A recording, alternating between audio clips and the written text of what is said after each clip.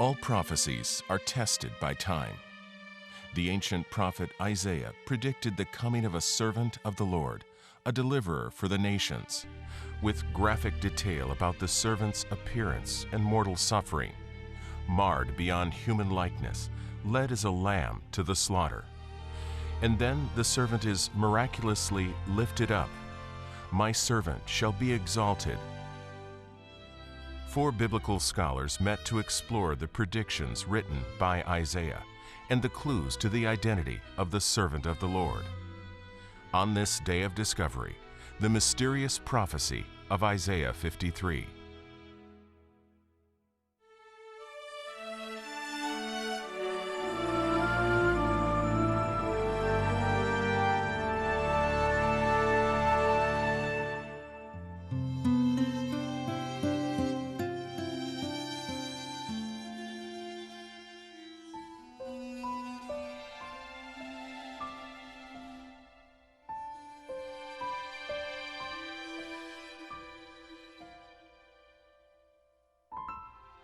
This is Israel, the land of the Bible. Hundreds of years before Jesus of Nazareth, Isaiah the prophet made some remarkable predictions. Reading the prophecy in the 53rd chapter of Isaiah can be like walking where you've never been before. It can be mysterious or confusing, or some might even say, dangerous.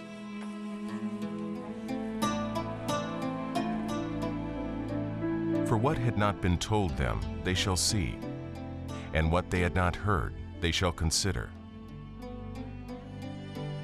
Others say this chapter can change your life.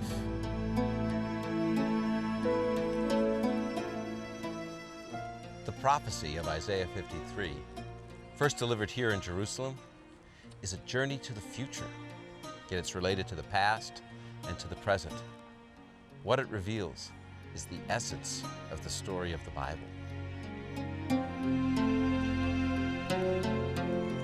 A lot of people believe that the Bible is a collection of random stories, when in fact there's one thread, one big story in the Bible. What's fascinating is that many believe that this one chapter, Isaiah 53, is a microcosm of the message of the Bible. It's the Bible in a nutshell.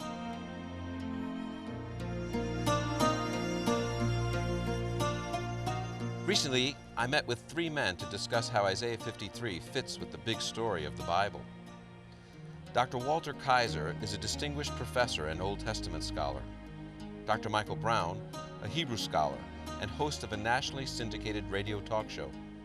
And Dr. Darrell Bock is a research professor of New Testament at Dallas Theological Seminary and an accomplished author. Okay, so we're talking about Isaiah 53 today.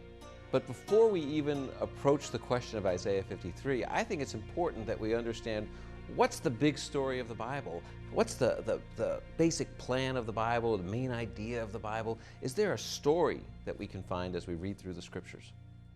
The story is there's a design, and the design is the way God made us to be connected to Him and to relate to Him in a healthy way. That healthy relationship has been damaged, and so how do we get reconnected back to God?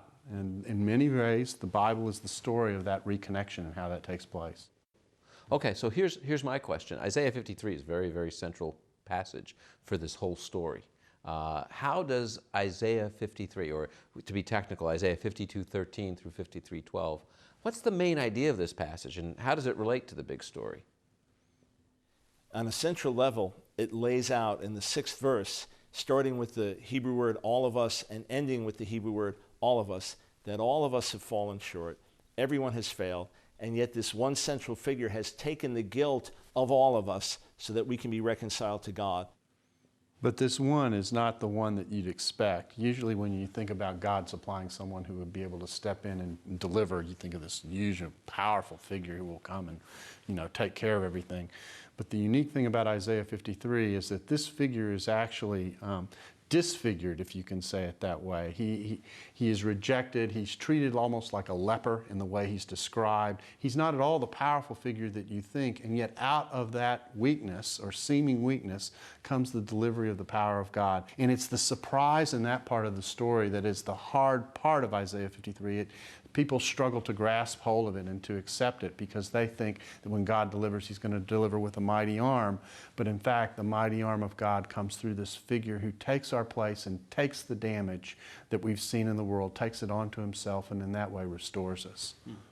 And here in the Isaiah 53 is God coming in the midst of us to give his life as an asham, as a guilt offering for humanity, for Israel first, and then for all of humanity. So what would be, like, if you could synthesize a main idea for Isaiah 53, what would you say it is?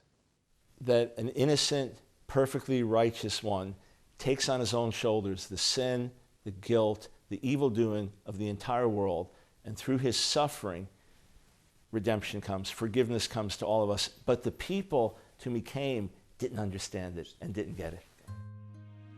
All we like sheep have gone astray. We have turned every one to his own way, and the Lord has laid on him the iniquity of us all. So, the big story of the Bible is that God was making a way for people to have their relationship restored with him.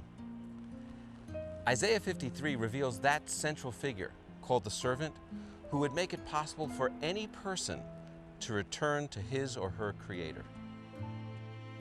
By his knowledge, my righteous servant shall justify many, for he shall bear their iniquities. So, when we're going to study this passage, what do I need to know? What questions should I be asking when I come to this passage? It would be good to ask, obviously, who the servant is.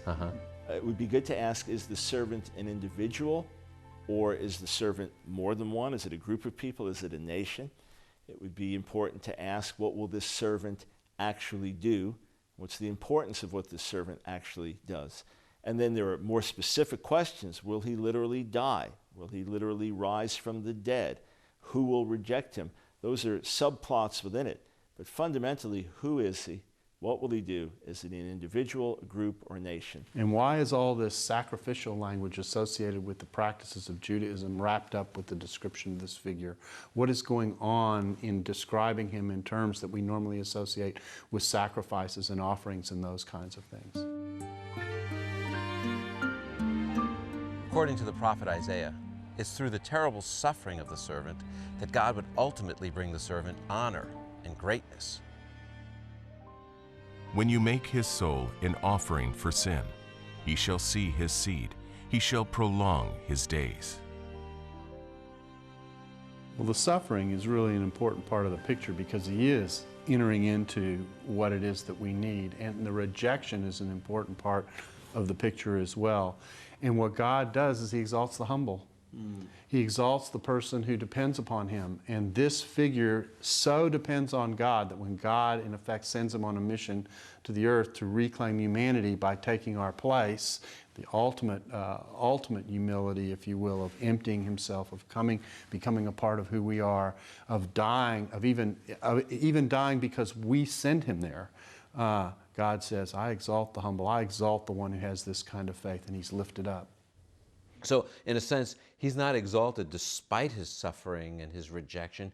He is exalted precisely because of it. It's almost like if you bounce a ball from a high height, the lower it goes, the higher it's going to bounce back up. So in 52:13, the text says that he'll be highly exalted, using language that elsewhere in Isaiah is only used about the Lord. Like in Isaiah 6, that he's the high and exalted one, or Isaiah 57, he's the high and exalted one. Here it says he'll be highly exalted. There's even an ancient Jewish tradition that says more exalted than Abraham or Moses or even the angels.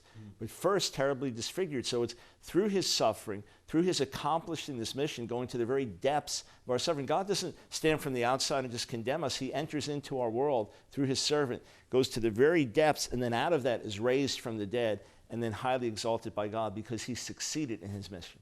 But the banner over the whole thing is, my servant will have success. you're going to go through such suffering and such agony that the text wants you to know before it starts in 52:13.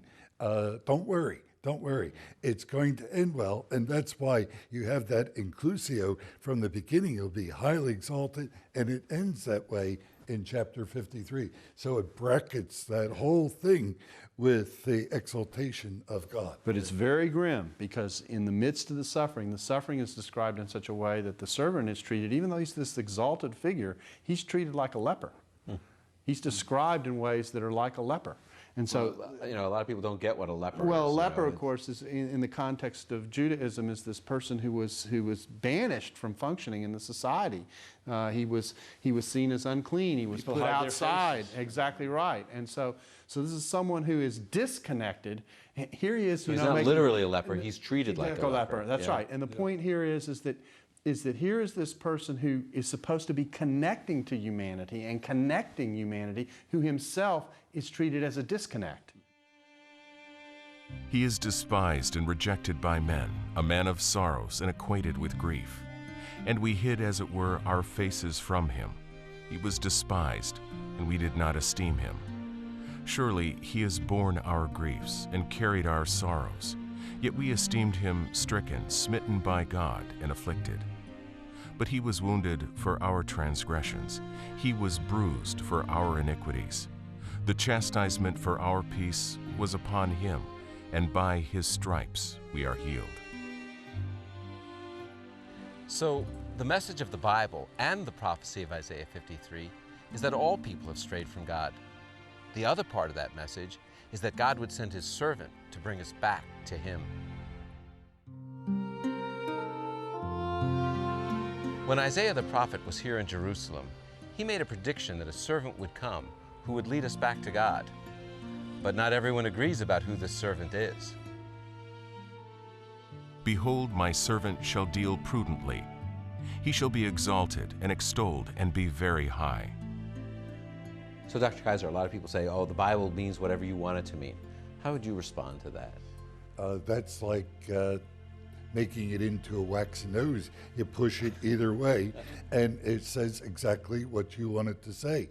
And the way to respond back to that, first of all, is to say, I'd like to take your question, and turn around and use the same thing. If communication is impossible if we're going to play that game, if we're going to say, oh yeah, but that's my bias and that's what it means to me, I'll be the judge of what that text says, then we're going to discount the author, we're going to discount the text itself. There it stands, and it waits for honesty and openness and just humility that says, all right, let the text have its say first before I start saying. Our presumption is that there's meaning in the text. Yes. Yeah, look, the whole reason that people communicated, they wrote letters, they spoke prophetically, they gave messages from God, was for that very purpose, to communicate. When you tell a police officer, stop means something different to me. Or when you go into the restaurant and say, well, hamburger means something different to me. We realize right off the bat communication is important, and they wrote these things, not just some mystical message, but to communicate God's will and God's heart to his people. But obviously, everyone doesn't agree. And so, like, for example, Michael, if you were a traditional rabbi, how would you read Isaiah 53? Well, that's the curveball that I actually was going to get ready to talk about, and that is the curveball in this text is that we've been forced to choose how to read this text by what we've been told about it before we come to it oftentimes. So sometimes a person hears, this text can't be about X because it's about Y. And so this text can't be about an individual because it's about a nation. Now, the trick is that in some texts, particularly biblical texts, you're working with both themes simultaneously. You're not being forced to choose, but someone's telling you to choose before you read it. That actually can be one of the ways to get us off the track, because what the text is doing on the one hand is it's using this model of the nation of Israel that we've talked about as the backdrop for the text, and this figure is stepping into that role. And if you force a choice, you actually remove some of the meaning from the text. And so it's very, very important, to watch the curveball and to not get caught off balance by the curveball and not be forced to make a choice about what the text means that the text itself is not asking us to make. True. But if I was reading it as a traditional rabbi, so I'm reading the Hebrew text, but I'm not just reading the text, I'm reading it with the major commentaries. And the primary commentaries on my page are going to be some of the commentaries from 11th, 12th, 13th centuries named Rashi and Ibn Ezra and Radak. These men are very important in traditional Judaism. I'm going to be reading it in light of what they say, and they're going to tell me that the servant of the Lord is Israel. And this is speaking of the suffering of the Jewish people, or the righteous remnant, the righteous minority within the nation. And this is as we're scattered around the world, as be it the Holocaust, be it crusades, inquisitions, whatever we've suffered through the centuries. And this is through our suffering somehow healing comes to the world. And then at the end, the Gentile kings, the nations will recognize, wow, we thought they were despised and rejected. They were actually suffering for us, and through them, healing has come our way. The problem is it just doesn't work.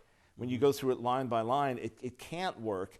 And you even see some of the interpretations get a little forced as the rabbis are trying to make it work, especially how healing has come to those that smote the Jewish people. Germany was not healed by the horrors of the Holocaust. When the Assyrians and the Babylonians over 2,500 years ago destroyed our people, they weren't healed by that. So the text doesn't work on many levels, but a traditional rabbi would come at it and say, hey, the servant is Israel, elsewhere in Isaiah, that's us. And projecting from his own life, we've suffered, we've been scattered, we've been rejected.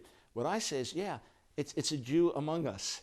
It's the ideal one. It's not some foreign figure. It's the one who actually accomplishes our mission. And the curveball in this is that if you go to other parts where the servant is described in other parts of Isaiah, you are talking about the nation. Yes. And so that rabbi will take you to those passages. It's got to be the nation. Look at this passage over here that says that it's Israel that we're talking about. But if you don't get the full picture of the pattern of what is emerging in the passage, that there's a portrait of Israel on the one hand and what she should have been and what we hope she would be, and there's this portrait of the individual who mirrors that and accomplishes what the nation's not able to do. If you don't make that connection, then you won't connect the passage properly. So you're saying that there is this image of Israel as servant in the book of Isaiah. Yes. So why does he need another servant? It's not another servant. It's the one who does it. When you have an Israeli athlete wins a gold medal, Israel won a gold medal. I see. So this one servant fulfills the mission of the nation, because elsewhere Isaiah tells us the servant is deaf and dumb and blind and belligerent. So the nation has failed. The nation has failed. So there's one of the nation. One of our boys does it. Yep. Does the context help us understand what Isaiah is talking about? Oh, absolutely. On the one hand, the immediate context in the 52nd chapter, it's another Exodus. It's another coming out like they came out of Egypt. So the Jewish people coming out of the exile in Babylon, this is a terrible time. We're out of our land, now we're being regathered. It's against that backdrop that many of the wonderful promises, the wonderful prophecies are given, how God will bring the Redeemer and how God will bring our people back to him. So that's the backdrop. The coming out of exile. Now there's a greater exile that we'll be delivered from.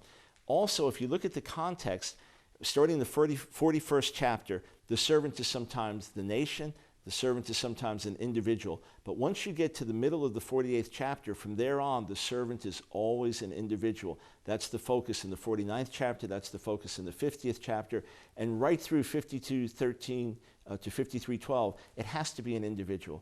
So it's almost like you're working with a camera or lens and you're getting it in focus. Now you've got it sharp and clear. It's an individual you're looking at. So, okay, we're reading it this way. My question too is, do I have to have a predisposed faith in Jesus as the Messiah to get it? Or will this passage help me to exercise faith? Which comes first here? Well, I think that you can't approach it, as we said, with your bias. You've got to acknowledge your bias, but that can't be your final conclusion to the whole passage. The character, the individual who's the character here, doesn't fit the nation. I mean, as you go through the characteristics, he said that he's done no guile, neither is there deceit in his mouth. You read the beginning of the prophet Isaiah, and he doesn't think that's the nation at all. Mm-hmm. He describes the nation in very harsh terms, like he would describe all of the men and women on the face of the earth. But this one it's not very uniquely different. Israel. Israel is just like everybody else. Yeah, for sure. He was oppressed and he was afflicted, yet he did not open his mouth.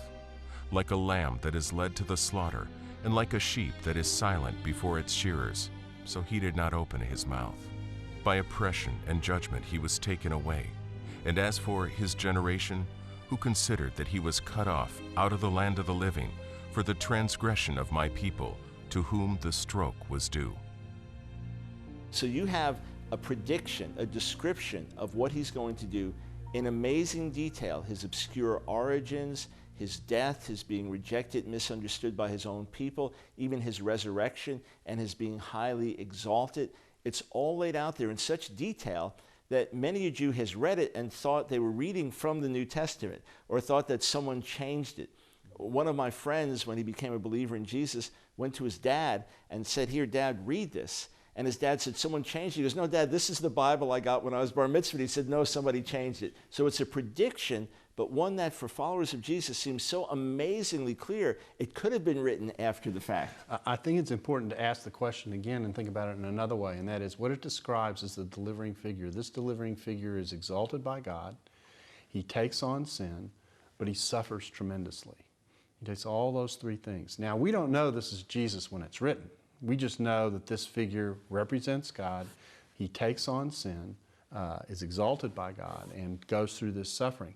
When Jesus comes along afterwards, all of a sudden we go, there's a fit.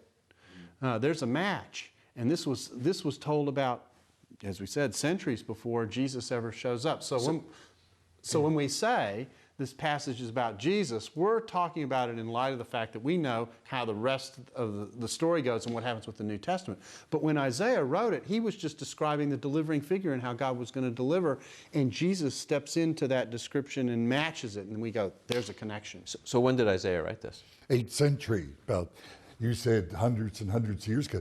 Would you believe 700 years or so before the Christian era, before AD? And you'll hear some scholars, and they'll say, no, it was written later. Even those people would say it's written 500 years before the time of Jesus. In other words, there's no dispute that this was, we know Isaiah lived in the 8th century before the time of Jesus, but even scholars who say, well, someone else wrote it, they're all saying it was 500 years before the time of Jesus. This deliverer was put on the table centuries before Jesus Christ came on the scene. Sure, we've been reading this passage for many, many years, and I keep coming back to the personal impact it had on my life.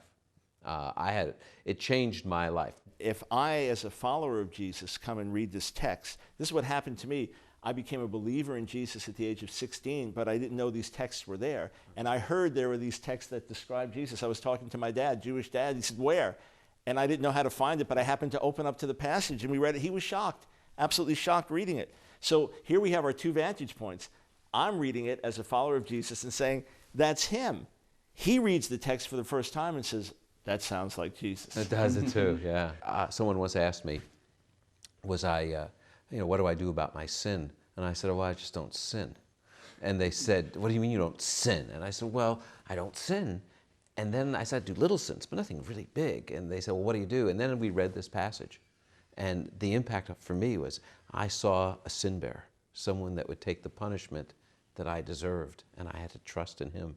And so I was wondering, what's the personal impact of this passage on your life? I started to interact with the rabbis very early on. As a brand new believer, my dad said, talk to the local rabbi. He then introduced me to ultra-Orthodox Jewish rabbis, long beards, black coats, studied day and night, very, very kindly man. And we spent hours and hours and hours together. And at that point, I couldn't even read Hebrew well for myself, and they would challenge me, look, who are you to teach us? You can't even read Hebrew. You're a very sincere young man, but you're misguided. And with all my heart, I wanted to please God.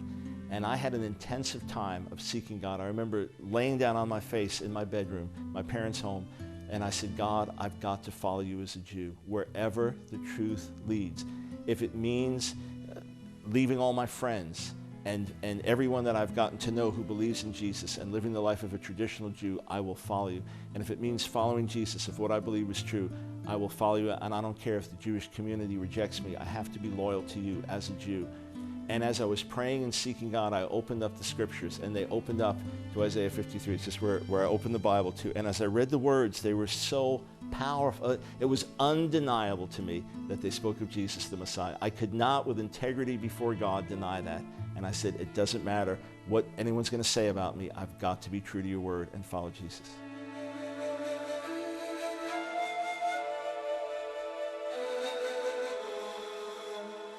Here in the city of Jerusalem, The prophet Isaiah asked a timeless question about the coming of the servant, a question that still needs to be answered today. He asks, "Who has believed our report?"